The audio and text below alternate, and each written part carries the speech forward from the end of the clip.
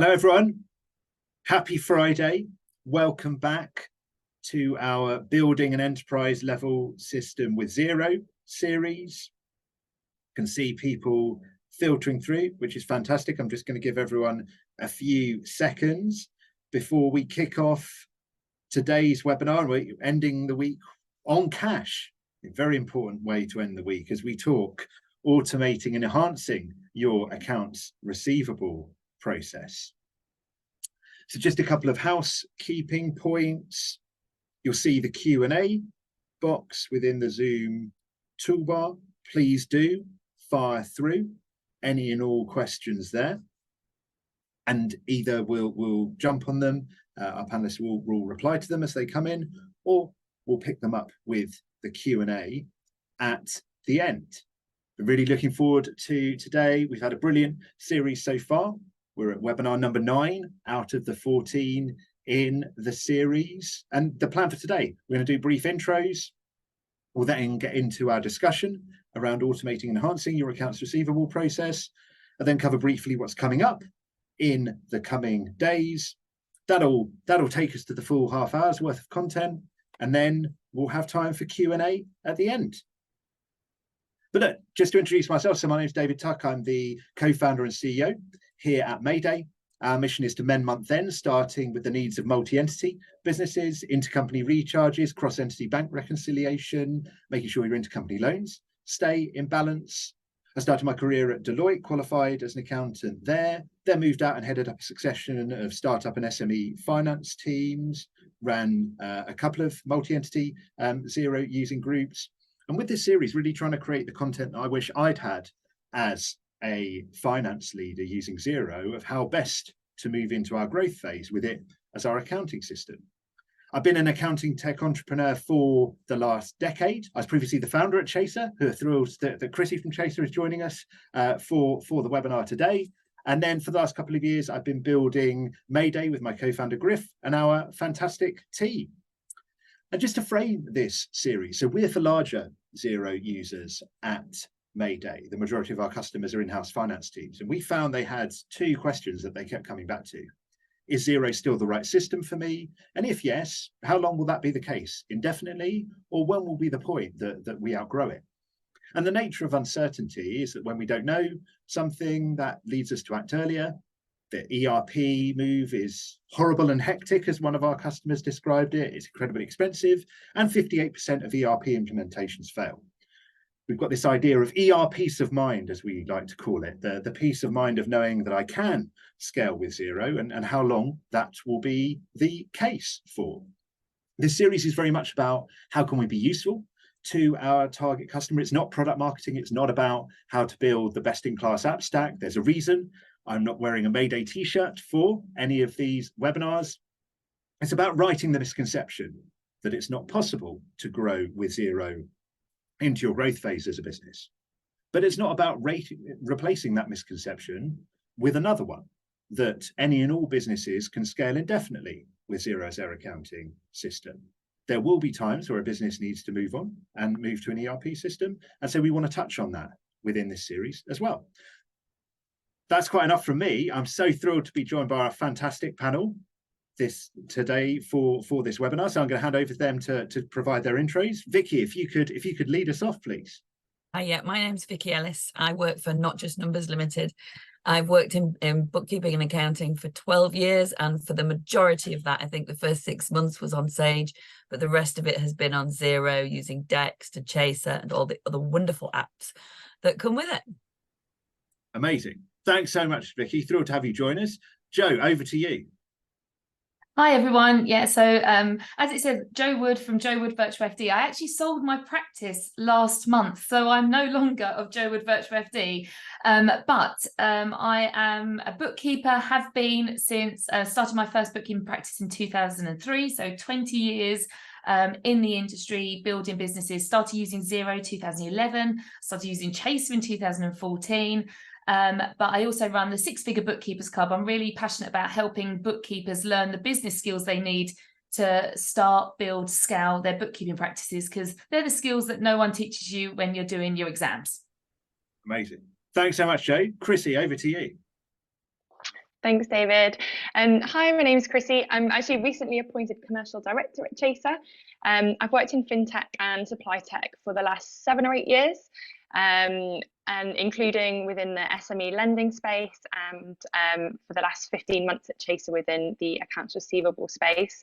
I'm really passionate about helping SMEs grow and supporting their businesses, and also working within scale-up environments as well. Amazing. Thanks so much, Chrissy. You know, to you and Joe, it's a testament to how quickly things move in the Xero world. You have to, you have to be on your toes to keep up with people's career movements. So congratulations both on the recent developments in your career. David, over to you. Thanks, David. Nice to meet you all. My name's David Rowland. I've been working in the recruitment sector for the last 15 years. I'm the finance director at Energize Group, and we specialize in recruitment and contingent and contract staff in the technology sector. We currently operate in UK, Europe, and the USA. And I think we sort of adopted Xero about 2016. And I'd definitely say it's been like an essential part of the success of the finance team, especially when we've kind of scaled the business in the last 8 years or so. Amazing. Well, such a brilliant panel, such a rich array of insights to have for today's webinar. So first off, I'm just really keen to make sure we frame the webinar and the discussion. Chrissy, I'm gonna come to you. What do we mean by automate and enhance your accounts receivable process? So in terms of automating accounts receivable process, it's all about finding ways to work more effectively, be able to be more productive by saving time where possible, on tasks that can be automated. So thinking about picking up tasks such as sending emails, text messages, sharing invoices and statements, to make sure that you can spend your time more effectively on the real value add tasks, like actually putting in the phone calls to customers. In terms of enhancing, making sure that there's a real customer service focus. I've worked in customer success or service over the last 7, 8 years, and there's no reason why accounts receivables can't be a service focused and customer-led task. Your service doesn't stop with your customer service team. It's all the way through the customer journey to accounts receivables, and you've got a really great opportunity to make those positive interactions with customers within your accounts receivables process while using automation. Amazing. I mean, that's really rich. So what we're talking about here, when it comes to automate, it's the increase the ROI of the finance team, the credit control team, in terms of automating the tasks that they've previously had to carry out manually, but then also looking at the opportunities to deliver a richer level of customer service when it comes to accounts receivable and interacting with one's customers. Amazing. Thanks so much for that, Chrissy. So before we kind of plow into what it's possible to do with Xero plus its ecosystem, Xero has its own kind of native functionality. What does Xero do well, sort of natively within its product, when it comes to accounts receivable? So David, Joe, Vicky, whoever fancies jumping on that first, please do. Well, I think that Xero does quite an awful lot very well. The simpleness of the system and the ease with which you can raise invoices, the ability to do repeating invoices.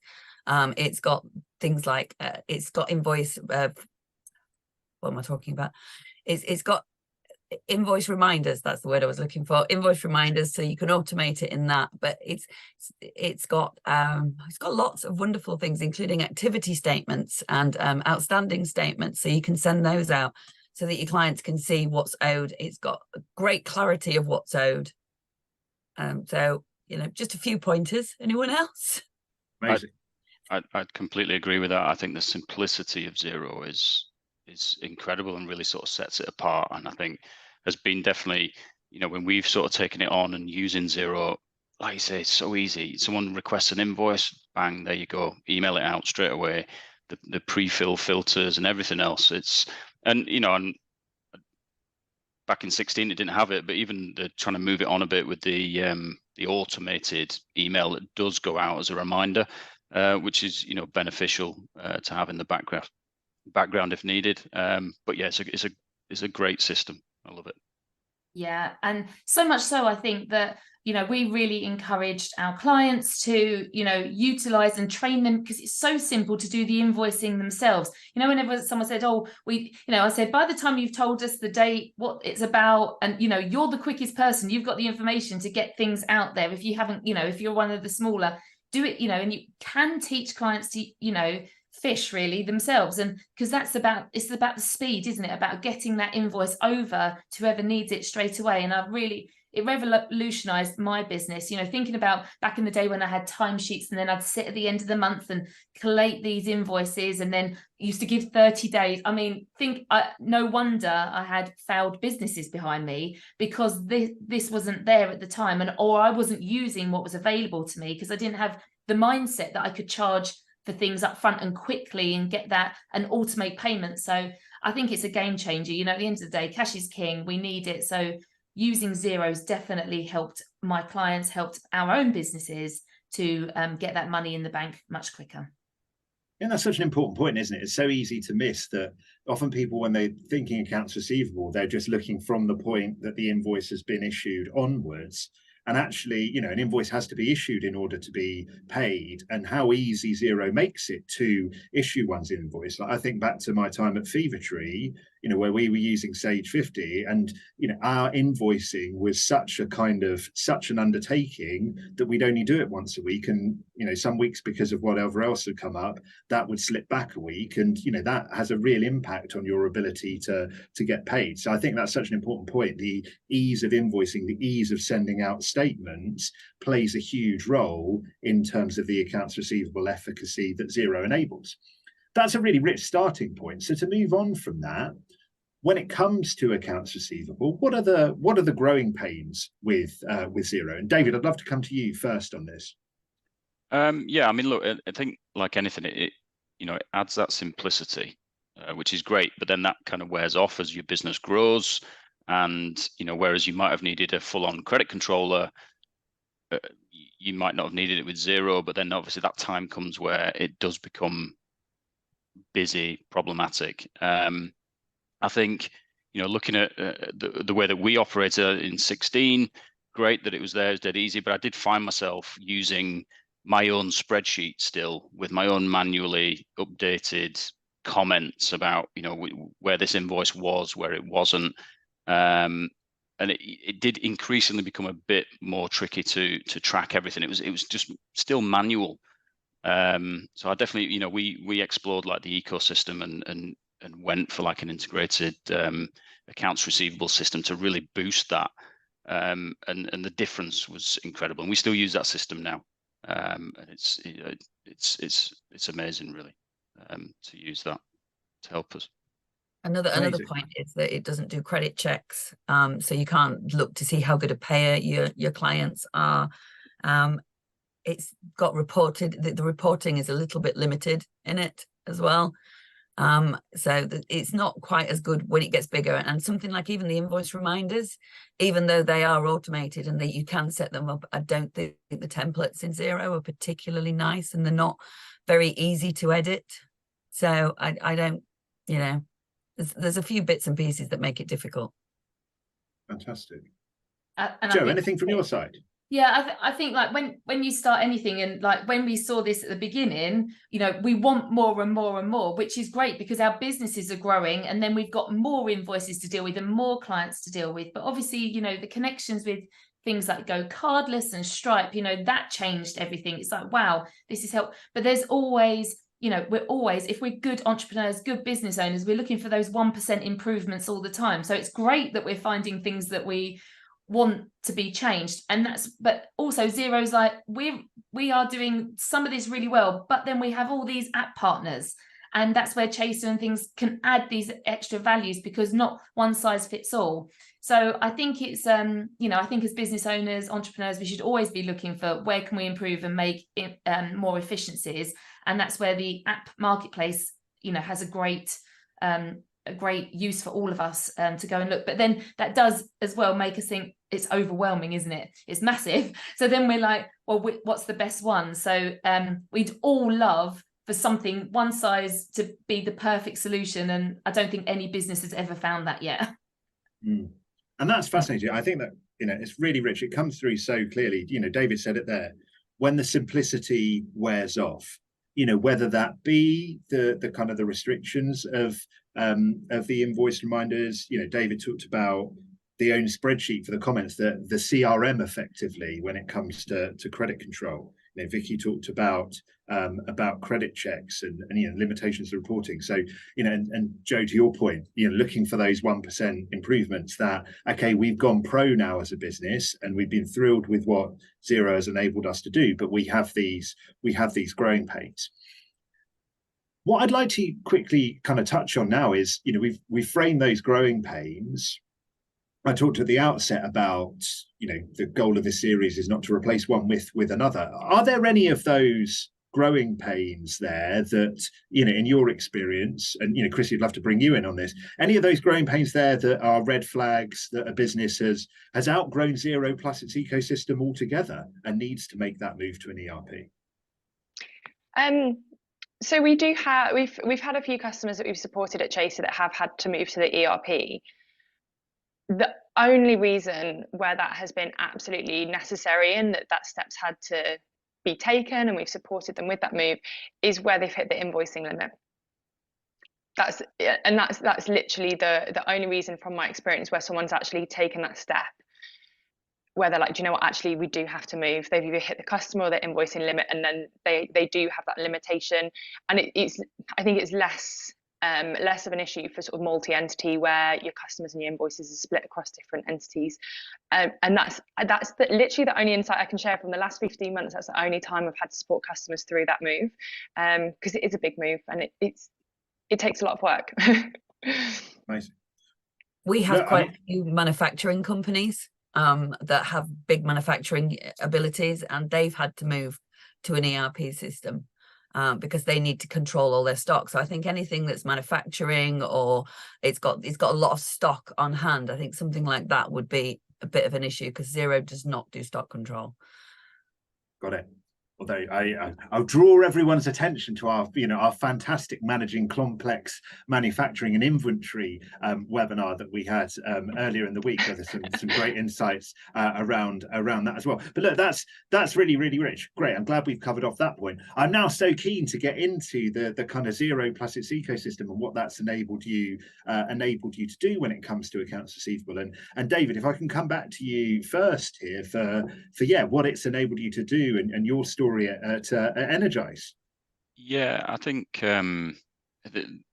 we did opt with Chaser. I don't even know if there was many other people around in 16, 17 when it came to that kind of system, and obviously we've stuck with it. And I'm a massive ambassador for it, and I have been, since your days there, David, when you were there. And I think the key difference that it brought for us was, look, we were a small team. Initially it was just me, then it was someone else, and I think what it meant was that credit control was not one of those jobs where I've got to get round to doing this. It was actually just happening in the background. Yes, dedicate 20 minutes, maybe half an hour in the morning, make sure the system is not sending out an email to someone who you've just spoken to, which would look a bit odd, but do that little check, get into the routine of doing that. That's working on in the background and just constantly chasing whilst you're then doing the other stuff that you're trying to do as a finance function. And I think the benefit, we really saw it in a couple of months in the cash was kind of coming in, and we enjoy now debtor days of under 30 days, which we wouldn't have had before. And look, don't get me wrong, we've still got a good credit controller. You do still need someone who's going to pick that up, but it's not their full-time job, which I think it kind of would have been without the ecosystem to be able to boost Xero's capabilities. So yeah, it was a game changer for us. Amazing. I love that. I love not I've got to get round to doing this, but it's kind of constantly happening, and that mindset. I think that's such a that's such a rich way of framing it, Dave. Thanks so much. And Vicky, I'd love to come to you for your story. I guess both just at both at Not Just Numbers, but in respect of any clients as well. Well, the thing is, I mean, what you were saying about you having your credit controller as accountants, I look after everybody's chases for them. And so when we're doing the bookkeeping, obviously the day before it all goes out, I make sure that everybody's zero's up to date so that nothing gets chased. And then we interact with the client. It's a quick email to say, are you happy for these to go? And obviously they can then say to me, I spoke to him yesterday, take him off. So, you know, Chase is wonderful in that respect, but I even take that off our clients' hands. And we do that for them. But there are other systems out there that can actually save it getting to the point of chase. There are direct debit systems that you can have set up so that the clients get the money automatically taken, which, you know, is the best bet for everybody, because then it gets taken automatically and you're automatically paid, which is the aim. We'd love to have them all on that. And obviously, like was mentioned earlier, the ability to pay on cards, putting the pay now buttons in. There's so many other apps out there that help everything roll along and get your money in quicker. And something as simple as putting less debtor days, less due date on your invoices, you know, is going to get your debtor days down. So that's where I see it. I mean, Chase has been brilliant. We had one client that we convinced to go on Chaser. He had over £300,000 in outstanding debt, and the first chase brought him in 78,000. Wow. So, you know, he was blown away as well. So we've got very good stories about all the wonderful Chaser things. And I also, yeah, I think that's such great insight, Vicky. And I also love the way that you frame that really broadly when it comes to accounts receivable as well, that people are thinking sort of multi-dimensionally of yes, my accounts receivable system, but also thinking about, you know, direct debit, thinking about pay now, and, you know, thinking about internal processes and tactics when it comes to, as you say there, what level of credit terms you offer. So yeah, thank you so much for sharing that, Vicky. Joe, over to you. Yeah, I think what we learn as, you know, running practices or businesses ourselves, we can pass on these insights to clients. And like I said earlier, the biggest mindset set shift was like, rather than waiting until I've done the work and then giving them 30 days to pay, was to go, hold on, we're in a world of Google, Amazon, Netflix. Everyone pays for everything up front, right? So let's help our clients figure out, but do you really need to wait until it's done? One of the clients I worked with, they were, you know, creating event spaces, marquees, etc. And they would build these marquees, have all the people there on site, take on all the insurance, all the risk, and then invoice afterwards. And I'm like, no, you get paid up front before all of this. And then their whole business changed, like massively, profit increased, everything, because it's about the communication that we can learn with our clients as well at the beginning of the relationships and setting up those boundaries, but also something, you know, it's helped to decide on how we service our clients. So we now do weekly bookkeeping, or in my practice, we were doing weekly booking, which meant weekly communication, which meant I was getting messages from clients. If they were having a cash flow issue, which I already knew about because we were doing the cash flow, they'd message me and apologize and say, direct debit might be a bit late this month, is it okay? Rather than me doing the bank rec a month later and realizing that they hadn't paid. So it's about, you know, how it's not just about chasing them, it's about what can be done so that we can reduce. And there's always going to need to be, that chase is always going to be needed. There are always going to be some people that need that at the end. But it's about creating a business brand, personal brand, so that people don't want to let you down in the first place. Fantastic. Yeah, definitely. I think payment plans as well can be a really great idea. So if they're unable to take full payment up front, have a partial payment and then have a payment plan set that's totally customized to the customer's needs can be really helpful. I think on direct debit as well, in the news this week, there was an article that said 14% of direct debits are now failing. Obviously direct debit's great, but they don't always go through. So having a backup set for your segment of customers that have direct debit set up, just in case it doesn't go through, can also be really helpful. So you're not sort of finding out 2-3 weeks later, oh no, the direct debit payment hasn't come through. Amazing. And Chrissy, just coming back to you, so you obviously have the perspective across the entirety of your customer base at Chaser. What are some of the stories there about what people have been able to do when it comes to accounts receivable? So I think the main thing is being able to send reminders out that are from them and appear human. At Chaser, we're all about being human. We do use AI, we do use machine learning to give you better insight on your customer base that's unbiased. But that human aspect of sending an email directly from your email address instead of like a Xero automated email address, having the email look human. People commit to other people, they don't commit to machines. So if the email is personalized and it looks like someone has personally typed that email, much more likely to get a response or a commitment to pay, which is super important. And when the email is going from your email, also much less likely to go to spam as well. And in terms of sort of success stories, we do have a lot of customers actually really appreciate the thanks for paying, which is such a small touch, but just to say, hey, thanks, we received that payment. Again, that's entirely automated, but people get a really good response from their debtors just for that extra service to acknowledge that they have made a payment. And I think that the working effectively is really impacted by the machine learning tools that we use. So we have a payer rating that launched recently. We had actually a couple of customers reach out because they felt that the model was flawed. These customers pay every time, they're really good payers. I don't understand why they're marked as a bad payer. So we investigated this on their behalf, and actually the two customers that they'd highlighted were really great payers until recently, and they'd become late payers within the last couple of months.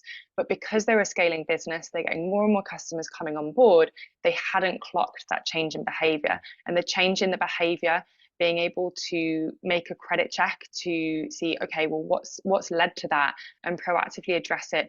They'd completely missed that change in behavior, which the machine learning model had picked up. So that can be really effective for scaling businesses, because it is so hard to keep on track of all your debtors as you grow, especially as you're hiring one, maybe two credit controllers. You lose having that insight on your entire customer base.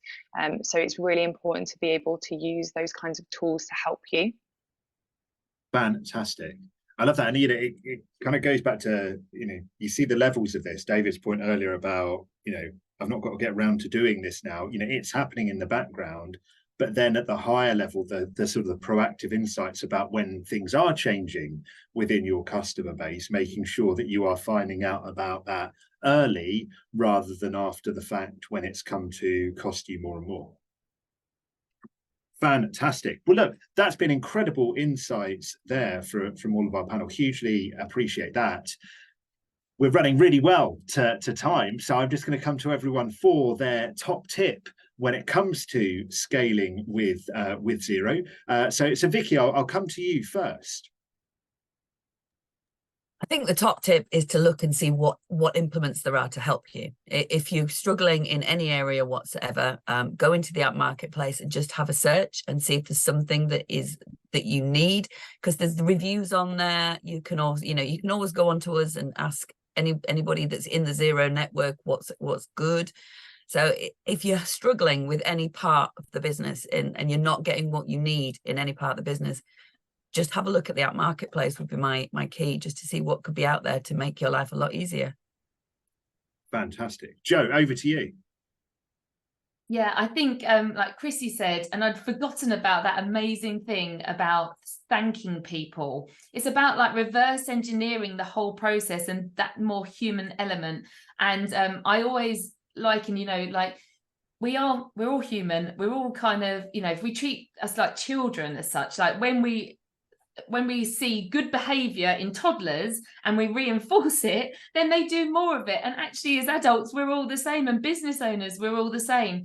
So I really like the fact that, but you can stop looking at when it goes bad and think, how can I make it good? Rather than how do I deal with it when it's bad? What can I do as a business owner to take responsibility and make it good through those relationships and things? And I think Xero really does help you to do that. And yes, figure out, make sure you're seeing and using the amazing tools that are out there, that are there when you're growing and scaling. But I suppose, with hindsight, if you're smaller, to really get those things in place at the beginning, knowing that you are going to grow and these issues are going to come up, you're so much in a better place if you've got these relationships and tools like Chaser in place at the beginning, because then you're building a culture around your client base and your business.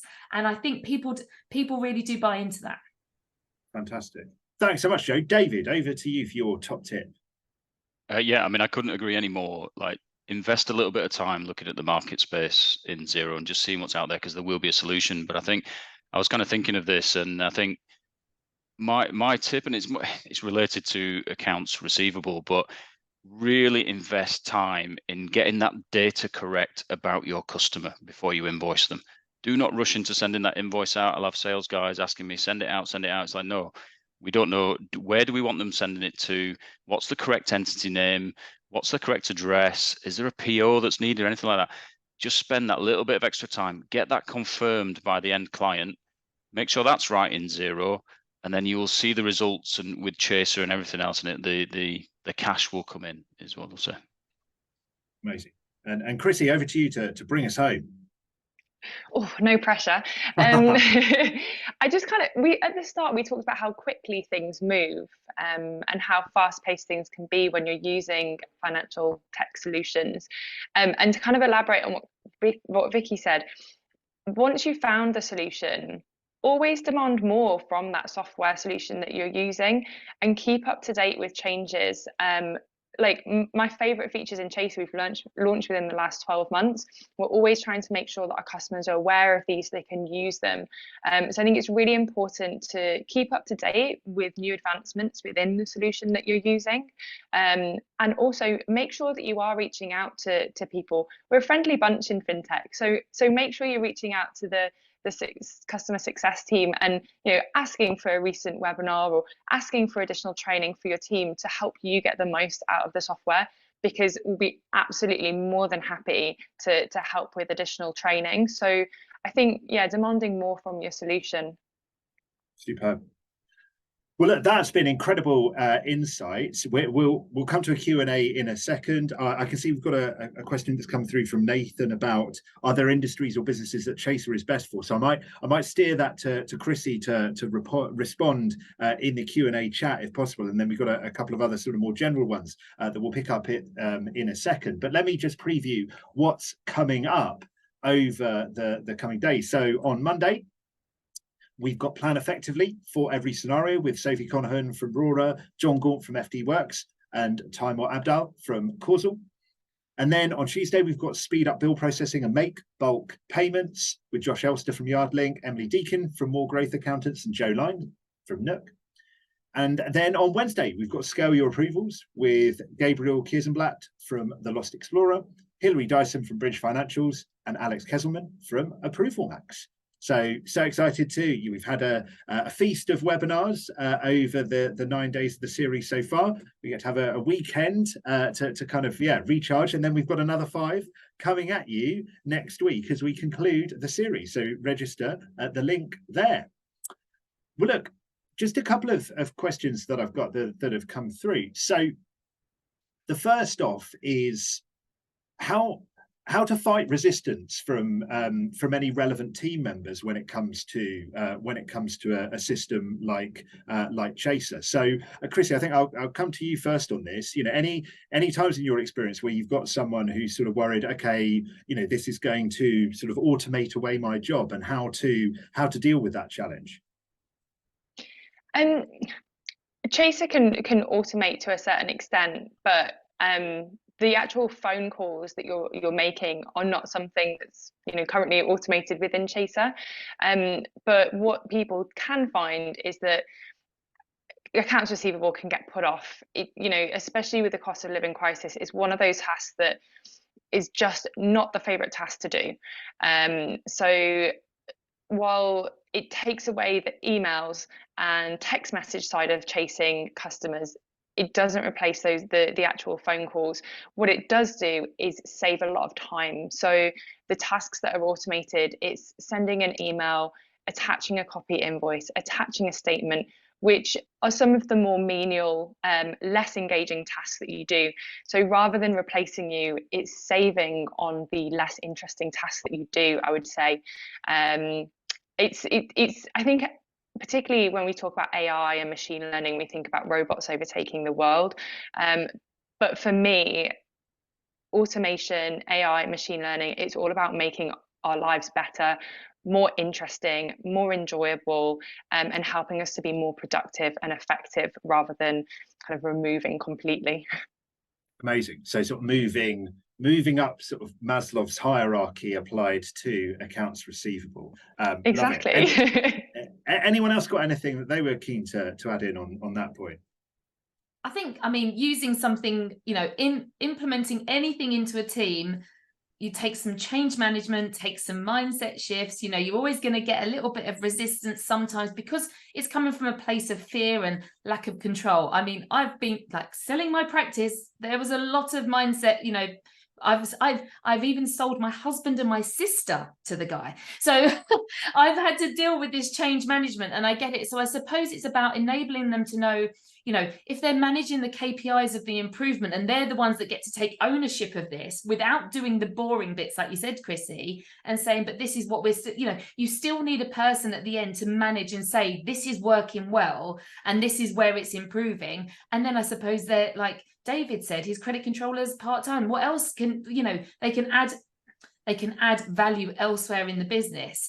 And I think that's what people worry. Well, if you're taking that away, where am I adding value? So I suppose it's about having those really great conversations with them and say, well, this is what you're really good at. This is where else you can help us in the business, but just keep us posted on like how this is working. So we've done that actually quite a bit. We used to make people champions of certain software, having a big app stack. And exactly what Chrissy said, I'm 100% Xero business, but I went to Xero one day with my team and said, tell me what I don't know. I don't know what I don't know. And I realized I was only using about 20% of the capabilities of the software, because when I started using it in 2011, I thought it was amazing. And we get used to, oh, this is how you use it. This is how you use it. But it's changing so much all the time. So I'd really say that give people in your team like the champion status of certain software and make them go up to the quarterly updates or whatever and come back and feed back to the rest of the team, because there's so much change in this space with AI learning and everything that everyone can't keep up all the time. So yeah, that would be my advice. Fantastic.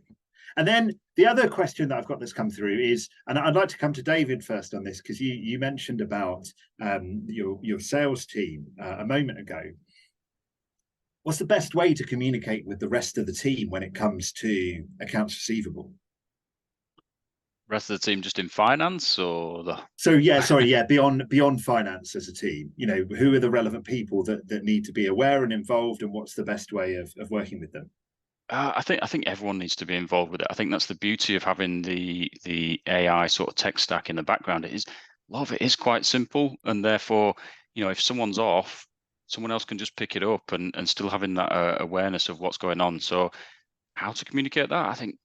I think anyone who uses any of these add-ons will see the benefits, and I think when you see the benefits, you're going to want to use it. So I think that would be my answer to that one. I've never had an issue when we've brought in a new piece of software that the benefits are there to use it. And is there anything you do with your sort of consultants, with your sales team, when it comes to accounts receivable, when it comes to making them aware of the current position with different customers? Yeah, so I mean we do that. I try and take a lot of the data side away from the sales guys. They're there to sell, and so you let us know when you've done a deal, we'll take it from there. Just give us a contact email or name, and we'll get the data from you, which is what I alluded to earlier, and that was massive for us.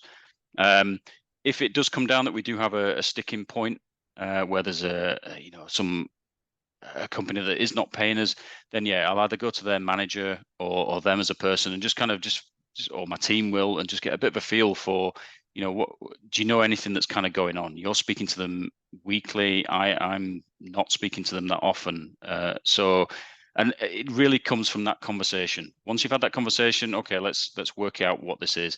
Sometimes it just needs, they have a relationship with the recruitment person rather than us.